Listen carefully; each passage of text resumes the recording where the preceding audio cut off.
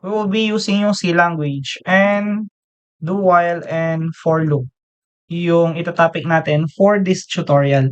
So, dapat may foundational na kayo pagdating sa iba pang foundational topics such as while loop, if condition, yung mga conditional statements, and mga fundamentals na input-output, yung mga ganun. So, if wala pa, you can visit yung YouTube po para ma-check nyo yung mga video tutorial doon. And ngayon, since we're going to work with do while, ang unang gagawin natin dito is of course declaring ng data types, which is yung integer natin. So papakita lang natin kung paano yung structure ng do while. So sa do while, kapag gagamit kasi tayo ng iteration, we need yung variables and value na ipapaikot natin.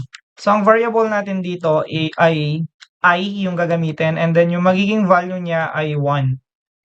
And then, para makagamit ka ng do while, you need to enter or write yung syntax na do, tapos opening and closing curly bracket, and then sa baba niya maglalagay ka ng while. And then yung while mo meron siyang opening and closing parenthesis, and then semicolon.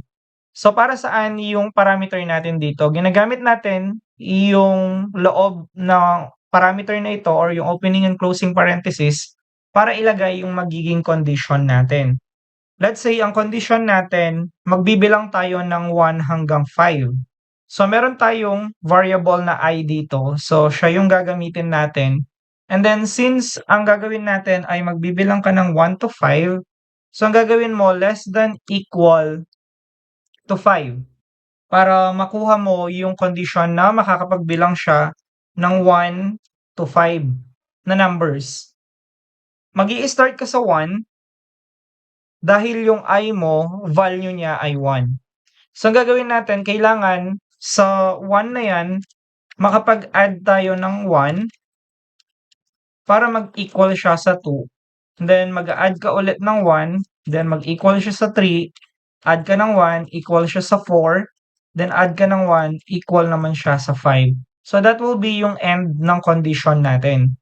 Kasi 5 lang ang nilagay natin dito. So ang problem, paano ba tayo makakakuha ng plus 1 sa existing value natin? So makakakuha tayo niyan by declaring dito sa loob or body ng mismong do natin. So ang gagawin natin, i-declare natin yung printf para at least maipakita natin yung output natin through I na value. So, ang gagawin natin, i-declare muna natin yung formatting ng C language natin, which is yung D. And then, para hindi magdikit-dikit yung number, gagamit tayo ng /n or yung tinatawag natin na new line. And then, after nun, ang gagawin natin sa loob niya, magkakaroon ka lang ng comma dito, and then i-declare mo yung I. So, ilalagay mo siya dito. Bakit? Kasi si I yung may value na 1. Then, after nun, gagamitin natin yung tinatawag natin na increment. So, yung increment, ito yung nagpa-plus 1 ka sa existing value natin. Kasi kapag ang value mo ay 1, through increment, magpa-plus 1 siya, mag-i-equal siya sa 2 nun. So, bali, ang magiging output mo ngayon or ang magiging value ng I mo will be 2. So, nag-iiba yung existing value natin. So, ngayon, para magawa natin yon, gagamit tayo ng I plus plus and then semicolon. So, ibig sabihin ngayon, mag-a-add ka ng 1 sa existing value natin. So, mangyayari yung ginawa natin na demonstration kung paano mag-add ng value. So, if ni-run natin yung program,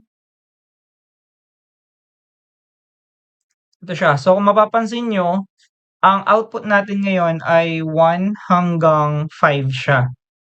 So, nagbabago yan depende sa ilalagay nyong condition. So, let's say for example, nilagay nyo naman dito ay 10. So, of course, 1 to 10 na yung magka-count niya.